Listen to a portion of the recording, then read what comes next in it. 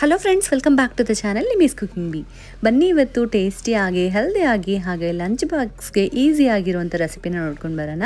ಯಾವಾಗಲೂ lemon rice ಹಾಗೆ ಪುಳಿಹೋರ ಇವೆಲ್ಲ ಮಾಡಿ ಬೋರ್ ಆಗಿದ್ರೆ ಒಂದು ಸ್ವಲ್ಪ ಟೇಸ್ಟಿಯಾಗಿ ಡಿಫ್ರೆಂಟಾಗಿ ಮಾಡೋಣ ಅಂದರೆ ಈ ಆಮ್ಲಾ ರೈಸ್ ತುಂಬಾ ಟೇಸ್ಟಿಯಾಗಿರುತ್ತೆ.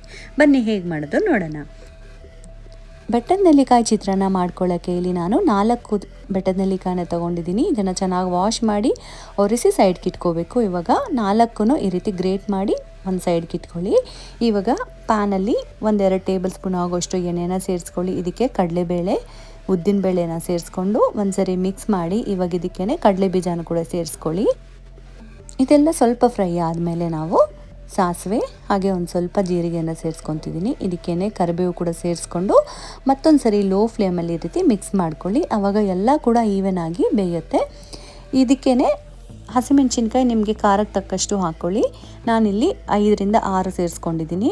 ಅದು ಸೇರಿಸ್ಕೊಂಡಾದಮೇಲೆ ನಾವು ತುರಿದಿಟ್ಕೊಂಡಿದ್ದೀವಲ್ಲ ಈ ಆಮ್ಲಾನ ಕೂಡ ಸೇರಿಸ್ಕೊಂಡು ಒಂದು ಸ್ವಲ್ಪ ಅರಿಶಿನ ಸೇರಿಸ್ಕೊಂಡು ಲೋ ಫ್ಲೇಮಲ್ಲೇ ಇದೆಲ್ಲ ಕೂಡ ಫ್ರೈ ಮಾಡ್ಕೊಳ್ಳಿ. ಈ ಬೆಟ್ಟದ ನೆಲ್ಲಿಕಾಯಿ ಸ್ವಲ್ಪ ಉದುರಾಗೋ ತನಕನೂ ನೀವು ಈ ರೀತಿ ಫ್ರೈ ಮಾಡ್ಕೋಬೇಕು. ಹಾಗೆ ಹಸಿ ವಾಸನೆ ಕೂಡ ಹೋಗಿರಬೇಕು, ಅಷ್ಟು ತನಕ ಫ್ರೈ ಮಾಡ್ಕೊಳ್ಳಿ. ನಾನಿಲ್ಲಿ 2 ಕಪ್ ಆಗೋಷ್ಟು ಅನ್ನನ ಸೇರಿಸ್ಕೊತೀನಿ. ಇವಾಗ ರುಚಿಗೆ ತಕ್ಕಷ್ಟು ಉಪ್ಪನ್ನ ಸೇರಿಸ್ಕೊಂಡು ಚೆನ್ನಾಗಿ ರೀತಿ ಮಿಕ್ಸ್ ಮಾಡ್ಕೊಳ್ಳಿ.